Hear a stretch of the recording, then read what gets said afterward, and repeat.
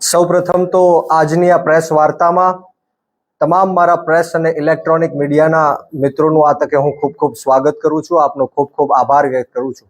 આજની આ પ્રેસ વાર્તામાં મારી સાથે એસેપના પ્રમુખ ધાર્મિકભાઈ માથુકિયા અને હું ગુજરાત પ્રદેશ યુવા પ્રમુખ આમ આદમી પાર્ટી બ્રિજરાજ સોલંકી।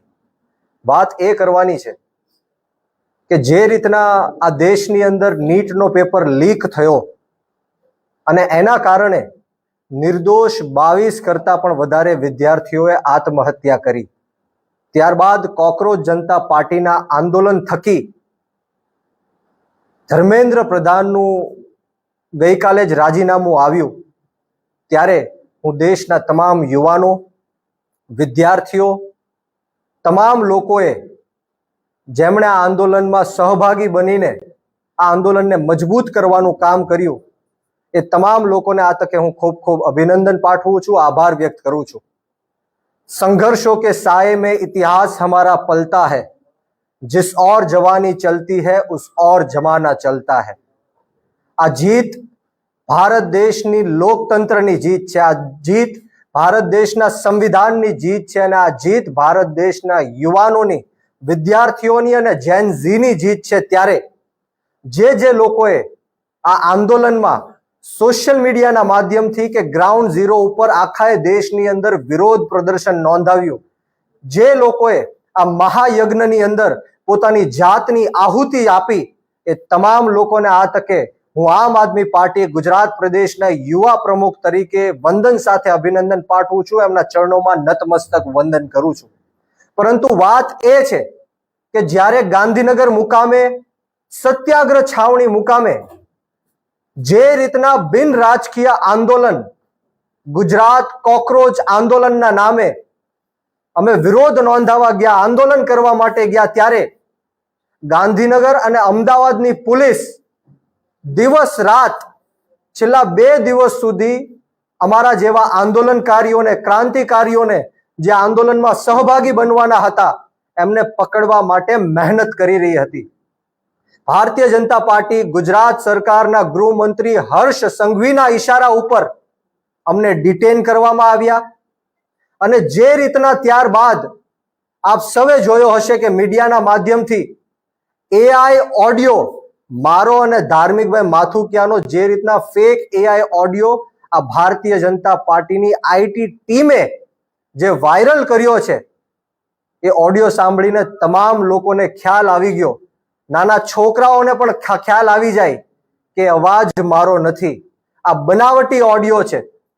અમે એક જ મિનિટની અંદર જે થર્ડ પાર્ટી એપ્લિકેશન, જે એઆઈ વિડીયો હોય, એઆઈ ઓડિયો હોય કે એઆઈ ફોટોગ્રાફ હોય, એને સ્પષ્ટ કરતું એક એપ્લિકેશન છે, એ એપ્લિકેશનના માધ્યમથી એક જ મિનિટની અંદર અમે આ સ્પષ્ટ કરી નાખ્યું, અમે આ જનતા વચ્ચે મૂકી દીધું કે આ અમારો અવાજ નથી, આ એઆઈ થી બનાવેલો ઓડિયો છે। પરંતુ દુઃખની વાત એ છે કે ગુજરાતની અંદર 11 જેટલા મીડિયા જેમણે સ્પષ્ટીકરણ કર્યા વગર, ક્યાંય જાણ્યા કે જોયા વગર મને બદનામ કરવા માટે, કોકરોચ જનતા પાર્ટીના આ ગુજરાતના યુવાનોને બદનામ કરવા માટે, આ આંદોલનને કચડી નાખવા માટે આ જે કાવતરું રચવામાં આવ્યું છે, એ મીડિયાના લોકોએ પણ સ્પષ્ટીકરણ કર્યા વગર મીડિયા સમક્ષ મૂક્યું છે। એ મીડિયા કર્મીઓને મારી નમ્ર અપીલ છે, વિનંતી છે, એક રિક્વેસ્ટ છે કે તમે તાત્કાલિક ધોરણે અમને જાણ કરો કે આ ઓડિયો તમારી પાસે ક્યાંથી આવ્યો, તમને કોણે આ ઓડિયો મોકલ્યો, શું હર્ષ સંઘવી આ ઓડિયો તમને મોકલ્યો, બીજેપીના આઈટી સેલે તમને આ ઓડિયો મોકલ્યો? અમારે જાણવું છે કે તમારી પાસેથી આ ઓડિયો ક્યાંથી આવ્યો। અને તમામ લોકો, જેટલા પણ મીડિયાએ આ ફેક એઆઈ ઓડિયો પોતાના ન્યૂઝ ચેનલના માધ્યમથી ચલાવ્યો છે, એમને મારી રિક્વેસ્ટ છે કે તાત્કાલિક ધોરણે આ જે ખોટી ખબર છે, આ જે ફેક એઆઈ ઓડિયો છે, એને પાછો ખેંચી લેવામાં આવે, એને ડિલીટ કરી નાખવામાં આવે। બીજી બાજુ અમને જણાવવામાં આવે કે આ ઓડિયો તમને કોણે મોકલ્યો છે, નહીતર આવતી 24 કલાકમાં, આવનારી 24 કલાકમાં હું લીગલ એક્શન પણ લેવાનો છું। હાઈકોર્ટ અને સુપ્રીમ કોર્ટ સુધી જવું પડે તો પણ અમારી જવાની તૈયારી છે।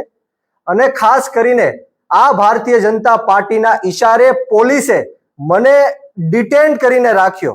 અંદાજિત 8 થી 9 કલાક સુધી મને ગોંધી રાખવામાં આવ્યો. મારા ઉપર પ્રેશર કરવામાં આવ્યું. મને ડરાવવા ધમકાવવાની કોશિશ કરવામાં આવી કે આ ઓડિયોના માધ્યમથી તમારી ઉપર રાજદ્રોહનો કેસ લગાડશું, તમે જીવનભર જેલમાં સડશો, તમને ગુજરાતની બહાર કાઢી મૂકશું.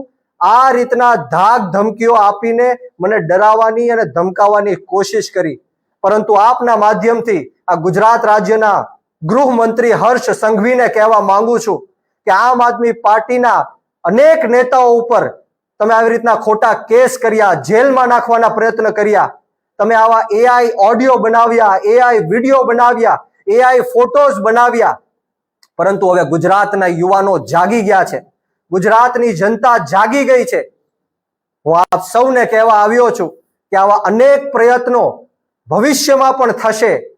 ભારતીય જનતા પાર્ટી જો ડરતી હોય તો એ આમ આદમી પાર્ટીથી ડરે છે, અને ભારતીય જનતા પાર્ટી હારશે તો એ આમ આદમી પાર્ટીથી જ હારશે. એ ખ્યાલ હર્ષ સંઘવીને આવી ગયો છે, એટલા માટે આવા કાવતરો રચવા પડે છે. હું એમને કહેવા માંગુ છું કે આવા કાવતરો કરવાથી આમ આદમી પાર્ટીનો કાર્યકર્તા હોય કે નેતા હોય કોઈ ડરવાનો કે ગભરાવાનો કે ધમકાવવાનો નથી.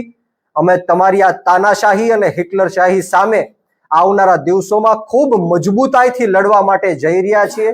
અને ગુજરાતના યુવાનોને હું કહેવા માંગુ છું કે આજે મેં ગુજરાતના યુવાનો અને આ દેશના યુવાનો જે પેપર લીકના કારણે જે 22 નિર્દોષ લોકો જેમણે આત્મહત્યા કરી છે એમની માટે મેં અવાજ ઉઠાવ્યો છે. જે રીતના 20 જુલાઈ જંતર મંતર દિલ્હી ખાતે હું ત્યાં હાજર હતો અને જે બર્બરતાપૂર્વક આ ભાજપના ઈશારે, મોદી અને શાહના ઈશારે આજે પોલીસે તાનાશાહી કરી, ગુંડાગીર્દી કરી, હિટલરશાહી કરી, 12 વર્ષની દીકરીઓના કપડા ફાડવામાં આવ્યા, એમની છાતી ઉપર પગ રાખવામાં આવ્યા, નિર્દોષ યુવાનોને ઢોર માર મારવામાં આવ્યો, લાઠીચાર્જ કરવામાં આવ્યા, ટીયર ગેસો છોડવામાં આવ્યા, માથાઓ ફાડ્યા, ફ્રેક્ચરો કર્યા. આ ક્યારેય દેશનો યુવાન ભૂલશે નહીં. દેશનો યુવાન અત્યાર સુધી સૂતો હતો, પરંતુ આ આંદોલન થકી અત્યારે દેશનો યુવાન જાગી ગયો છે. તમારી તાનાશાહી સામે, તમારી ગુંડાગીર્દી સામે અને હિટલરશાહી સામે અમે ઝૂકવાના નથી, ડરવાના નથી, ગભરાવાના નથી. અનેકો વાર મને જેલમાં નાખવાના પ્રયત્ન કર્યા. આ પ્રયત્નમાં પણ મને રાજદ્રોહના ગુનામાં ફિટ કરવાની કોશિશ હર્ષ સંઘવીએ કરી છે. ત્યારે આવનારા દિવસોમાં પણ ફેક એઆઈ ઓડિયો બનાવીને, ફેક એઆઈ વિડીયો બનાવીને, ફેક એઆઈ ચેટ્સ બનાવીને, ફોટોઝ બનાવીને મારા ચરિત્ર ઉપર ઘા પહોંચાડવાના ભારતીય જનતા પાર્ટી કરવાની છે. ત્યારે હું ગુજરાતની જનતાને વિનંતી કરું છું, ખાસ કરીને ગુજરાતના યુવાનોને વિનંતી કરું છું, આ આંદોલન આપણા યુવાનોનું આંદોલન હતું અને એના કારણે ભારતીય જનતા પાર્ટીએ ઝૂકવું પડ્યું છે, નરેન્દ્ર મોદીએ ઝૂકવું પડ્યું છે. સોનમ વાંગચુકજીએ જે રીતના 26 દિવસ ઉપવાસ આંદોલન કર્યું, આ એની જીત છે. ત્યારે ગુજરાતના યુવાનોને પણ હું વિનંતી કરું છું કે 34 જેટલા પેપરો લીક થયા, પરંતુ આજ દિન સુધી કોઈ આરોપીને જેલની પાછળ ધકેલવામાં નથી આવ્યો. ગુજરાતના યુવાનોએ જાગવું પડશે. યુવાનોને હું કહેવા માંગુ છું કે આપણે શહીદ આઝમ સરદાર ભગતસિંહને માનવા વાળા લોકો છીએ, રાજગુરુ અને સુખદેવને માનવા વાળા લોકો છીએ, 18 વર્ષના ખુદીરામ બોઝને માનવા વાળા લોકો છીએ. અશફાકુલ્લા ખાન હોય, ઠાકુર રોશનસિંહ હોય, રાજેન્દ્ર લહેડી હોય, ચંદ્રશેખર આઝાદ હોય, યુવાનોએ જ્યારે આ દેશની અંદર કુરબાની આપી ત્યારે જઈને અંગ્રેજોની ગુલામીમાંથી આ દેશ મુક્ત થયો છે.